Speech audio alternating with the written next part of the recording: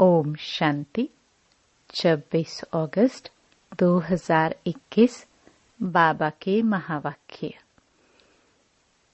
मीठे बच्चे, तुम गारंटी करते हो कि हम अपने ही योग बल से इस भारत को स्वर्ग बनाएंगे। वहां एक धर्म, एक राज्य होगा। प्रश्न: माया के किस विघ्न से सेफ रहने वाले बहुत अच्छी कमाल कर सकते हैं? उत्तर: माया का सबसे बड़ा विघ्न है देह अभिमान में लाकर एक दो के नाम रूप में फंसाना। जो बच्चे इस विघ्न से सेफ रहते, माया के धोखे से बचे रहते, वे बहुत कमाल कर दिखाते हैं। उनकी बुद्धि में सर्विस के नए नए ख्यालात चलते रहते हैं। सर्विस में उन्नति तब होगी जब देही अभिमानी होंगे। ओम शांति। बाप आए हैं रूहानी बच्चों को श्रीमत देने। यह तो बच्चे जानते हैं कि थोड़े समय के अंदर ड्रामा प्लान अनुसार सारा कार्य होना है। हम रावणपुरी को विष्णुपुरी बनाते हैं। अब बाप भी गुप्त तो पढ़ाई भी गुप्त है। सेंटर्स तो बहुत हैं। छोटे बड़े गांव में सेंटर्स हैं और बच्चे भी बहुत हैं और भी दिन प्रतिदिन बढ़ते जाएंगे। लिटरेचर में भी लिखते हैं कि हम इस भारत भूमि को स्वर्ग बनाकर छोड़ेंगे। तुमको यह भारत भूमि बहुत प्यारी है क्योंकि तुम जानते हो कि यह भारत ही स्वर्ग था। उनको 5000 वर्ष हुए। भारत बहुत शानदार था। तुम ब्रह्मा मुख वंशावली बच्चों को ही यह नॉलेज है। इस भारत को श्रीमत पर स्वर्ग बनाना पड़े। सबको रास्ता बताना है और कोई खिटखिट की यहाँ बात नहीं है। आपस में बैठ राय करनी चाहिए कि इन चित्रों द्वारा ऐसी क्या एडवर्टाइज करे जो अखबार में भी यह चित्र डाले। आपस में इस पर सेमिनार करना चाहिए। जैसे उस गवर्नमेंट के लोग आपस में मिलते हैं, राय करते हैं, तो भारत को हम कैसे सुधारें। यह जो इतने मतभेद हो गए हैं, उनको आपस में मिलकर ठीक करे और भारत में सुख शांति कैसे स्थापन हो। ऐसे तुम भी रूहानी पांडव गवर्नमेंट हो। यह बड़ी ईश्वरीय गवर्नमेंट है। पतित पावन बाप ही पतित बच्चों को पावन बनाकर पावन दुनिया का मालिक बनाते हैं। यह राज तुम बच्चे जानते हो। मुख्य है ही भारत का आदि सनातन देवी देवता धर्म। यह है रुद्र ज्ञान यज्ञ। रुद्र कहा जाता है शिव बाबा को। अब तुमको बाप ने आकर जगाया है। तुमको फिर औरों को जगाना है। ड्रामा प्लान अनुसार तुम जगाते रहते हो। अब तक जिसने जैसा जैसा पुरुषार्थ किया है उतना ही कल्प पहले भी किया था। तुम्हारी रूहानी युद्ध है। कभी माया का जोर हो जाता है, कभी ईश्वर का। कभी कभी तो सर्विस अच्छी तेजी से चलती है। कभी कई बच्चों में माया के विघ्न पड़ जाते हैं। माया एकदम बेहोश कर देती है। लड़ाई का मैदान तो है ना। माया राम की संतान को बेहोश कर देती है। लव कुश की कहानी भी है ना। राम के 2 बच्चे दिखाए हैं। यहाँ तो बाबा के ढेर बच्चे हैं। इस समय सब मनुष्य कुंभकर्ण की नींद में सोए हुए हैं। वे यह भी नहीं जानते कि परमपिता परमात्मा आया है बच्चों को वर्षा देने। बाप भारत में ही आते हैं। यह बातें बिल्कुल ही भूल गए हैं।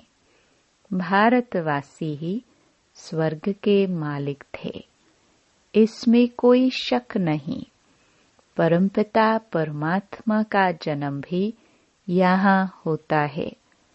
तब तो शिव जयंती भारत में मनाते हैं, तो जरूर उसने कुछ आकर किया होगा। बुद्धि कहती है कि जरूर बाप ने आकर स्वर्ग की स्थापना की होगी। प्रेरणा से थोड़े ही स्थापना करेंगे।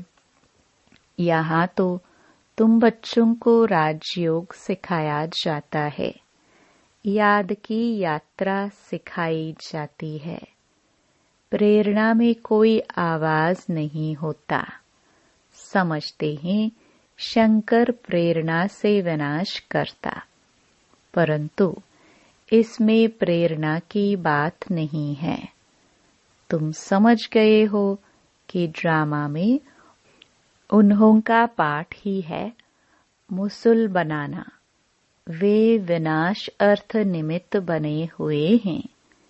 प्रेरणा शास्त्रों का अक्षर है। इसमें प्रेरणा की तो बात ही नहीं है।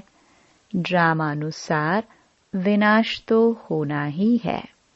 गाया हुआ है महाभारत लड़ाई में यह मुसल आदि काम में आए थे। जो पास्ट हो गया है वह फिर रिपीट होना है। तुम गारंटी करते हो कि हम योग बल से स्वर्ग की स्थापना करेंगे। वहाँ एक धर्म होगा, तो दूसरे सब धर्म कहाँ होंगे? जरूर विनाश हो जाएंगे। यह समझने की बात है। गाया हुआ है ब्रह्मा द्वारा स्थापना, विष्णु द्वारा पालना तो ठीक है, लेकिन शंकर को तो शिव के साथ मिला दिया है। यह रॉन्ग है। शिव शंकर कह देते हैं क्योंकि शंकर तो कोई काम नहीं करते, तो शिव से मिला दिया है। परंतु शिव बाबा कहते हैं मुझे तो बहुत काम करना पड़ता है, सबको पावन बनाना पड़ता है। मैं इस ब्रह्मा तन में प्रवेश कर इस साकार द्वारा स्थापना का कार्य कराता हूँ। शंकर का तो कोई पाठ है नहीं। शिव की पूजा होती है। शिव ही कल्याणकारी झोली भरने वाला है। शिव परमात्माए नमः कहते हैं ना। यह ब्रह्मा भी प्रजापिता ठहरा। ब्रह्मा सो विष्णु, विष्णु सो ब्रह्मा। यह तो बड़ी गुह्य बातें हैं। यह सिर्फ तुम बच्चे ही जानते हो। सेंसिबल बच्चों की बुद्धि में ज्ञान झट समझ में आ जाता है। मनुष्य को कुछ भी समझ नहीं है कि पतित पावन बाप कब आएंगे। अब तो कलयुग का अंत है। अगर कहते हैं कि कलयुग के अंत में 40,000 वर्ष पड़े हैं, तो अभी कितना और पतित बनेंगे, कितना दुख सहन करेंगे। कलयुग में सुख तो होगा नहीं। कुछ भी न जानने के कारण बेचारे घोर अंधियारे में पड़े हैं। तुम बच्चों को आपस में मिलकर राय करनी चाहिए कि कैसे सर्विस को बढ़ाए। बाप प्लान तो बताते रहते हैं, फिर बच्चों को आपस में मिलना है, चित्रों पर अच्छी रीति समझाना है। यह भी ड्रामानुसार चित्र बनते जा रहे हैं। बच्चे जानते हैं कि जो जो समय पास होता जाता है, हूबहू ड्रामा चलता रहता है। बच्चों की अवस्थाएं तो कब ऊपर कब नीचे, यह चलता रहेगा। बाबा भी साक्षी होकर देखता है। कभी कभी बच्चों पर ग्रहचारी बैठती है तो उनको मिटाने के लिए प्रयत्न कराते हैं। बाबा घड़ी घड़ी कहते हैं कि बाप को याद करो, लेकिन देह अभिमान में आ जाते हैं, इसलिए ठोकरे खाते हैं।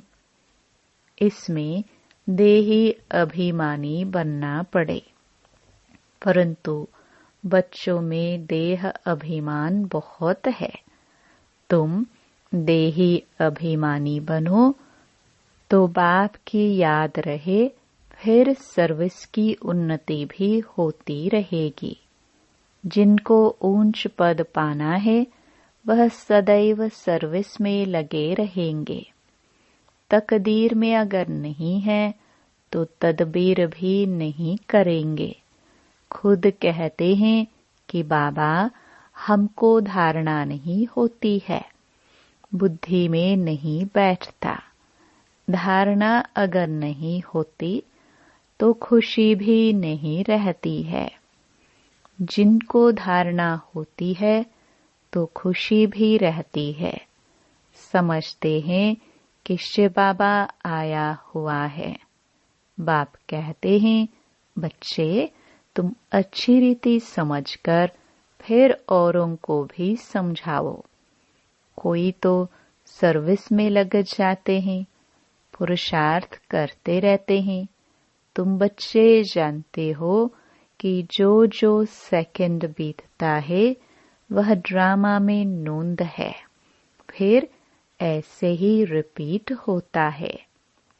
बच्चों को ही समझाया जाता है कि बाहर भाषण करते समय तो अनेक प्रकार के मनुष्य आते हैं। तुम बच्चे जानते हो कि सभी वेद, शास्त्र, गीता आदि पर ही भाषण करते हैं। उनको यह पता थोड़े है कि यहाँ ईश्वर अपना और इस रचना के आदि मध्य अंत का रहस्य समझाते हैं। चित्रों में कितना अच्छी तरह दिखाया है कि परमात्मा कौन है। यह बातें प्रोजेक्टर पर तो समझा नहीं सकते। प्रदर्शनी में चित्र भी सामने खड़े हैं और फिर तुम समझाकर पूछ भी सकते हो कि अब बताओ कि गीता का भगवान कौन है, ज्ञान का सागर कौन है, पवित्रता, सुख, शांति का सागर, लिबरेटर, गाइड कौन है। कृष्ण के लिए तो कह नहीं सकेंगे। परमात्मा की महिमा अलग है। पहले लिखाना भी चाहिए, प्रोब लेना चाहिए, सबसे सही भी लेनी है। हॉल में चिड़िया लड़ रही है। इस समय सारी दुनिया में लड़ाई झगड़ा ही है। सब आपस में लड़ते रहते हैं। 5 विकार भी मनुष्य में गाए जाते हैं। जानवरों की तो बात नहीं है। विशियस वर्ल्ड और वाइसलेस वर्ल्ड मनुष्यों के लिए गाया हुआ है। कलयुग में है आसुरी संप्रदाय, सतयुग में है दैवी संप्रदाय। मनुष्य इतने तमो प्रधान बुद्धि है जो बिल्कुल समझते नहीं कि हम ही आसुरी संप्रदाय हैं। देवताओं के आगे जाकर गाते भी हैं, हम ही नीच पापी हैं, हम निर्गुण हारे में कोई गुण नहीं। तुम तो उन्हों को सिद्ध कर बता सकते हो। सीढ़ी के चित्र में बड़ा क्लियर है, दिखाया हुआ है कि कैसे चढ़ती कला है, फिर उतरती कला है। भारतवासियों के लिए मुख्य है सीढ़ी का चित्र। यह है सबसे अच्छी चीज। इस चित्र पर बहुत अच्छा समझा सकते हो। 84 जन्म पूरे कर फिर पहले नंबर जन्म लेना है, फिर उतरती कला से चढ़ती कला में जाना पड़े। हर एक का विचार चलना चाहिए कि सबको रास्ता कैसे बताए। ख्यालात नहीं चलेंगे तो सर्विस कैसे करेंगे। चित्रों पर समझाना बहुत सहज होता है। सत्युग के बाद सीढ़ी उतरनी ही है। बच्चे जानते हैं कि अब हम ट्रांसफर हो रहे हैं, लेकिन सीधा सत्युग में नहीं जाते। पहले शांति धाम में जाना है। तुम जानते हो हम पाठधारी हैं, बाकी तुम्हारे में भी नंबरवार है जो अपने को पाठधारी समझते हैं। इस ड्रामा के दुनिया में ऐसा कोई नहीं कह सकते कि हम पाठधारी है। हम लिखते भी है कि हर एक मनुष्य मात्र इस बेहद ड्रामा के एक्टर्स होते हुए भी ड्रामा के मुख्य एक्टर्स, डायरेक्टर और ड्रामा के आदि मध्य अंत को नहीं जानते हैं, तो वह बेसमझ है। इस लिखने में कोई हर्जा नहीं है। एक कान से सुन दूसरे से निकाल नहीं देना चाहिए। सर्विस, सर्विस और सर्विस। बाबा जानते हैं कि बच्चों पर कभी ग्रहचारी भी बैठती है। जब ग्रहचारी बैठती तो कितना नुकसान हो जाता है, वह बाप जानते हैं। साहूकार गरीब बन पड़ते हैं। कारण तो होता है ना। बहुतों को बाबा समझाते भी रहते हैं, बच्चे नाम रूप में कभी नहीं फंसना, नहीं तो माया ऐसी है जो नाक से पकड़ खड्डे में डाल देगी। माया बड़ा धोखा दे देगी। आशिक माशुक यहाँ नहीं बनना है। आशिक माशुक कोई विकार के लिए बनते हैं, दूसरे सिर्फ रूप पर फिदा होते हैं। तुम जानते हो सेंटर्स पर भी ऐसे माया के विघ्न बहुत पड़ते हैं। एक दो के नाम रूप में फंस जाते हैं। माया ऐसी प्रबल है जो माता माता के नाम रूप में, कन्या कन्या के नाम रूप में भी फंस पड़ती है। पुरुषार्थ करते हुए भी माया एकदम पकड़ लेती है।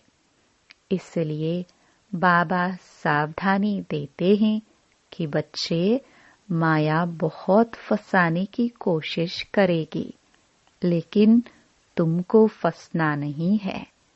देह अभिमान में नहीं आना चाहिए। अपने को आत्मा समझ बाप को याद करना है। माया के धोखे से बचते रहना है। तुम बच्चों को बाप गुलगुल फूल बनाने आए हैं। तुम्हें किसी बात में संशय नहीं आना चाहिए। अगर दिल में संशय आया तो सर्विस अच्छी तरह कर नहीं सकेंगे। अंदर घुटका खाते रहेंगे। हिम्मत रखनी चाहिए। टाइम बहुत थोड़ा है। बाबा की मुरली सुनेंगे तो उत्साह में आएंगे। आत्म प्रकाश बच्चा ठीक रीति चित्रों तरफ अटेंशन दे रहा है। बॉम्बे वालों के भी दिमाग में आना चाहिए। मुख्य चित्र को पहले बनाना पड़े। जांच करनी चाहिए। बाबा डायरेक्शन देते रहते हैं कि कैसे चित्रों में उन्नति होनी चाहिए। ऐसी कोई युक्ति रचो जो सीढ़ी का चित्र एरोड्रोम पर रखा जाए। यह चित्र देखकर सब खुश होंगे। आखिर समझेंगे कि इनको मत देने वाला कौन है। तो बच्चों को बहुत नशा चढ़ना चाहिए। अच्छा, मीठे मीठे सिखिलदे बच्चों प्रति माता पिता बाप दादा का याद प्यार और गुड मॉर्निंग। रूहानी बाप की रूहानी बच्चों को नमस्ते। धारणा के लिए मुख्य सार। पहला, तुम बच्चे लड़ाई के मैदान में हो। माया रावण से तुम्हारी युद्ध है। माया बहुत विघ्न डालती है। बच्चों को बहुत सावधान रहना चाहिए। दूसरा, हर एक को अपनी उन्नति के लिए विचार करना चाहिए। चित्रों पर कैसे समझाए, सर्विस को कैसे बढ़ाए, चित्रों में ऐसा क्या डाले जो मनुष्य सहज समझ जाए। वरदान, अपने शिक्षा स्वरूप द्वारा शिक्षा देने वाले शिक्षा संपन्न योग्य शिक्षक भव। योग्य शिक्षक उसे कहा जाता है जो अपने शिक्षा स्वरूप द्वारा शिक्षा दे। उनका स्वरूप ही शिक्षा संपन्न होगा। उनका देखना चलना भी किसको शिक्षा देगा। जैसे साकार रूप में कदम कदम हर कर्म शिक्षक के रूप में प्रैक्टिकल में देखा, जिसको दूसरे शब्दों में चरित्र कहते हैं। किसी को वाणी द्वारा शिक्षा देना तो कॉमन बात है, लेकिन सभी अनुभव चाहते हैं, तो अपने श्रेष्ठ कर्म श्रेष्ठ संकल्प की शक्ति से अनुभव कराओ। स्लोगन, संकल्पों की सिद्धि प्राप्त करने के लिए आत्म शक्ति की उड़ान भरते चलो। ओम शांति।